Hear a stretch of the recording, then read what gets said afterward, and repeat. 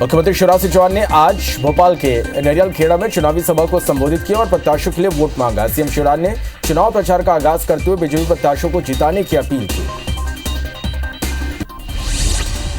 मुख्यमंत्री ने कहा कि भोपाल को देश के सबसे सुंदर शहरों में शामिल करना है और ये तभी होगा जब बीजेपी प्रत्याशी चुनाव जीत कर आएंगे। सीएम शिवराज ने लोगों से मुलाकात कर उनकी समस्याओं को भी जाना।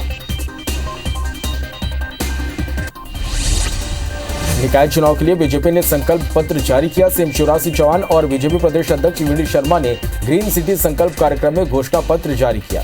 इस दौरान बीजेपी प्रत्याशियों ने शहर के विकास का संकल्प लिया।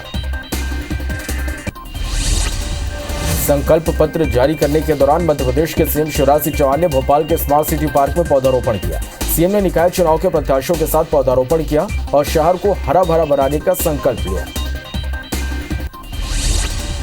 संकल्प पत्र जारी करने के दौरान सीएम शिवराज सिंह चौहान ने कहा, शहर और वार्ड को हरा भरा रखने का संकल्प है। 6 तारीख को वोटिंग है और 1 जुलाई को हम संकल्प ले रहे हैं। मध्य प्रदेश के शहर देश के सबसे बेहतर शहरों में से एक होंगे। कोलकाता के शहर में बेहतर व्यवस्था का संकल्प भी हमने लिया है। एमपी के नगरीय निकाय चुनाव में बीजेपी और कांग्रेस अपनी अपनी जीत के दावे कर रहे हैं। कांग्रेस का दावा है कि इस बार बीजेपी की जन विरोधी नीतियों के कारण 16 नगर निगमों में 2-3 दिन नगर निगमों को छोड़कर बाकी सभी में कांग्रेस का पंजा मजबूत होगा। मध्य प्रदेश बीजेपी ने भी कांग्रेस पर कई आरोप मढ़ते हुए चुनाव में जीत का दावा किया। वहीं जीत के लिए दोनों ही दल बागियों को बनाने में जुटे हैं, सर्वे रिपोर्ट तैयार कर रहे हैं। एमपी में नगरीय निकाय चुनाव के बहाने आम आदमी पार्टी के अध्यक्ष और दिल्ली सीएम अरविंद केजरीवाल की एंट्री होने वाली है। केजरीवाल प्रदेश में चुनावी सभाएं लेंगे। केजरीवाल की पहली सभा कल यानी 2 जुलाई को सिंगरौली में होगी। पंजाब के सीएम भगवंत मान मंत्री मनीष सिसोदिया के दौरे भी प्रदेश में होंगे। ग्वालियर में निकाय चुनाव में जीत हासिल करने के लिए पार्टियों ने एक बार फिर जातिगत कार्ड खेलना शुरू कर दिया। जीत सुनिश्चित करने के लिए भारतीय जनता पार्टी और कांग्रेस ने जातीय समीकरण को साधने की रणनीति अपनाई। दोनों ही दलों ने हर वर्ग के नेताओं को मैदान में उतारा है। एमपी में आज पंचायत चुनाव के दूसरे चरण का मतदान पूरा हुआ। 106 जनपद पंचायत के 7,661 ग्राम पंचायत में लोगों ने वोट डाले। सुबह 7 बजे से शुरू हुई वोटिंग दोपहर 3 बजे तक चली। मतदान के लिए 23,980 से ज्यादा मतदान केंद्र बनाए गए थे। वहीं दूसरे चरण में करीब 1,31,44,000 से ज्यादा वोटरों ने अपने मताधिकार का प्रयोग किया। मुरैना के मतदान केंद्रों पर हंगामा कर रहे उपद्रवियों को पुलिस ने खदेड़ा। इस दौरान पुलिस ने उपद्रव करने वालों पर डंडे भी बरसाए। आरोपी मतदान केंद्रों पर वैधान डालने की कोशिश कर रहे थे और फर्जी मतदान के लिए दबाव बना रहे थे। भिंड में मतदान केंद्र के बाहर हंगामे की आशंका के चलते 2 दिग्गज प्रत्याशियों के पति को नजरबंद किया गया। जिला पंचायत सदस्य प्रत्याशी के पति बीजेपी नेता नरेंद्र सिंह कुशवाहा और राजीव सिंह भदौरिया को नजरबंद किया गया था।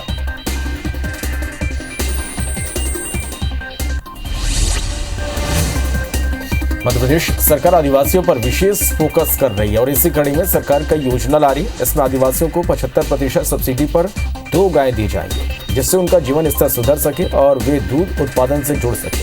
पशुपालन विभाग ने इसका प्रस्ताव तैयार कर लिया है। अगस्त में योजना की शुरुआत डिंडौरी मंडला जिले से होगी और सबसे पहले बैगा आदिवासियों को गाय मिलेंगी। इसके बाद योजना में सहरिया और भरिया जनजातियों को जोड़ा जाएगा। बता दें कि 2 गायों की कीमत करीब 1.25 लाख रुपए होगी। इस पर गायों की मूल कीमत 90,000 रुपए, ट्रांसपोर्टेशन खर्च 8,000, दवाओं का खर्च 2,000, चारे का 18,000 और इंश्योरेंस का 7,500 रुपए शामिल है। भोपाल के 9 थानों के 8 थाना प्रभारियों में फेरबदल किया गया है। पुलिस कमिश्नर मकरंद देवस्कर ने अनुमोदित आदेश पर डीसीपी हेडक्वार्टर विनीत कपूर ने टीआई के फेरबदल के आदेश जारी किए। इंदौर में टीआई हाकिम सिंह पवार ने खुद को गोली मारकर सुसाइड कर लिया था। उसके बाद से श्यामला हिल्स थाना खाली था। बदले गए कई टीआई सालों से एक ही थाने में पदस्थ होने की वजह से उनका स्थानांतरण किया गया है।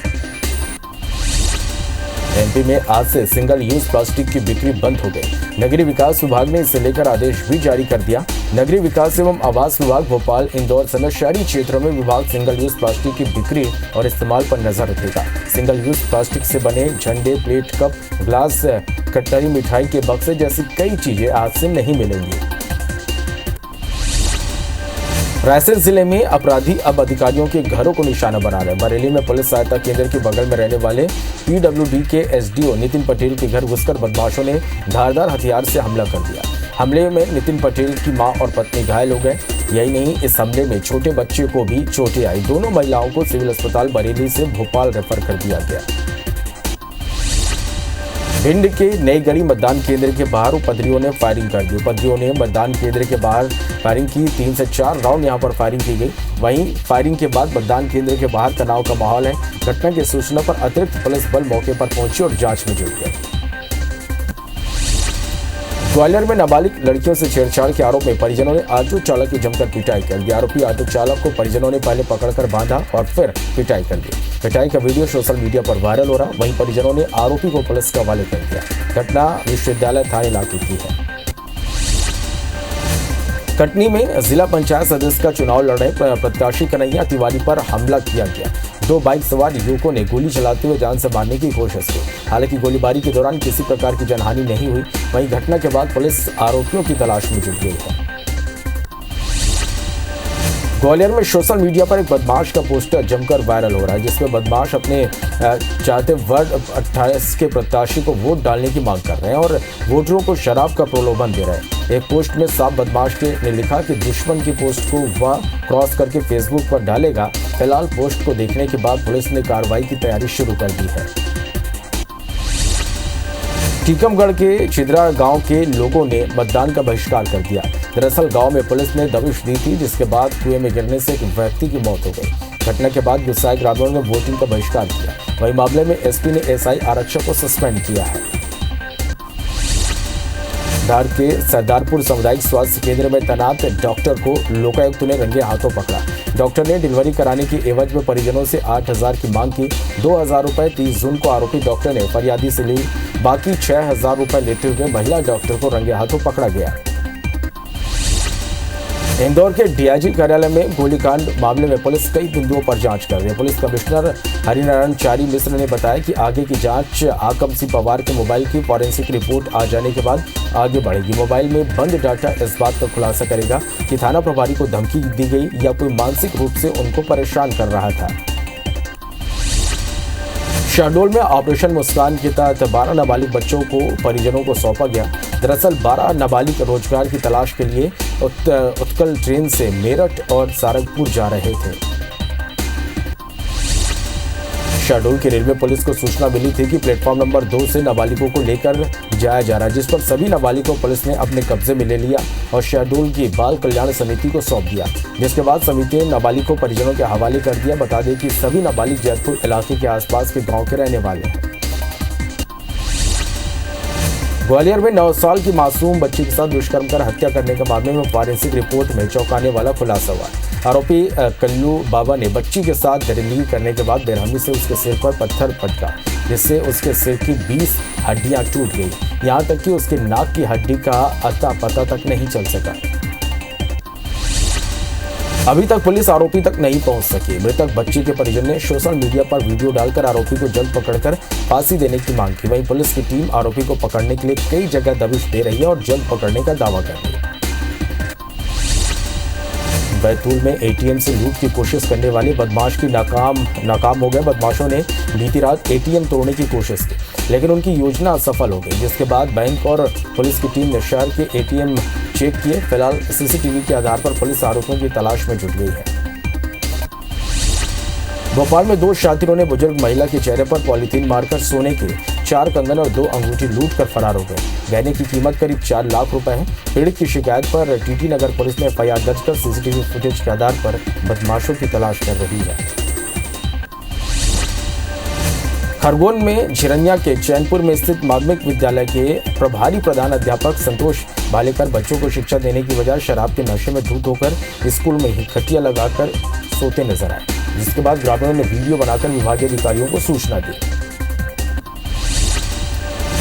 खरगोन जिला शिक्षा केंद्र के जिला परियोजना समन्वयक यानी टीपीसी के डोंगरे ने झिरनिया के बीआरसी महेश दीक्षित और टीम को मौके पर भेजा। टीम शिकायत सही पाई और प्रभारी हेड मास्टर को शराब के नशे में धुत पाया। अब डीसीपी डोंगरे ने सहायक आयुक्त को निलंबन की कार्रवाई के लिए प्रस्ताव भेजा। मध्य प्रदेश में कोरोना संक्रमण अब तेजी से बढ़ने लगा। पिछले 24 घंटे में कोरोना के 127 नए केस मिले। वहीं प्रदेश में संक्रमण के हॉटस्पॉट भाग रहे दोनों शहर इंदौर और भोपाल में इस बार भी संक्रमण के दर दूसरे जिलों से ज्यादा है।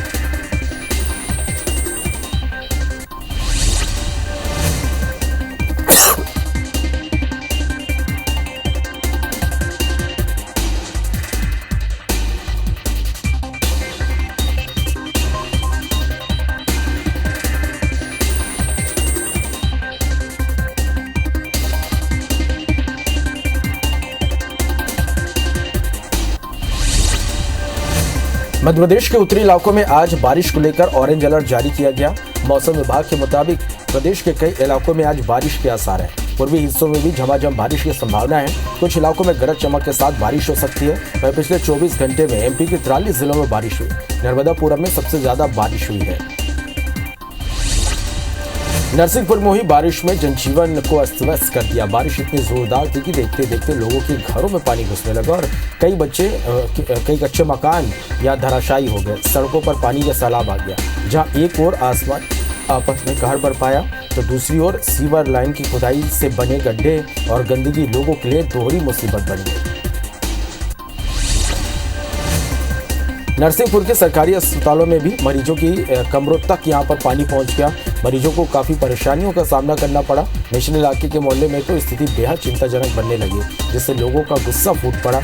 इसके बाद आखिरकार नरसिंहपुर कलेक्टर ने खुद को मौके पर जाकर लोगों को समझाइश दी और किसी तरह मामले को शांत कराया।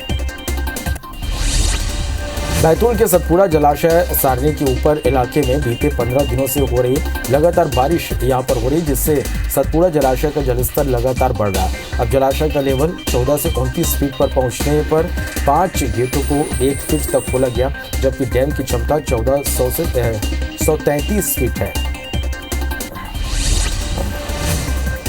30 जून से आने वाले 3 माह के लिए राष्ट्रीय उद्यान कान्हा पर्यटकों के लिए बंद रहेगा। अब पार्क 1 अक्टूबर को पर्यटकों के लिए खोला जाएगा। पार्क प्रबंधन के मुताबिक इस साल आय अधिक होने का एक कारण ये भी रहा कि इस साल शुल्क में बढ़ोतरी की गई। पिछले साल कोरोना के चलते पर्यटक भी थोड़े कम थे। इंदौर में प्राणी संग्रहालय में जेब्रा को देखने के लिए पर्यटकों को अभी लंबा इंतजार करना होगा। मांग के मुताबिक मुंबई जू के पास अभी इंदौर को देने के लिए जेब्रा नहीं है। कोरोना के कारण प्रक्रिया में पहले ही देरी हो चुकी है। जेब्रा को इजराइल से मुंबई लाया जाएगा, उसके बाद इंदौर जू भेजा जाएगा।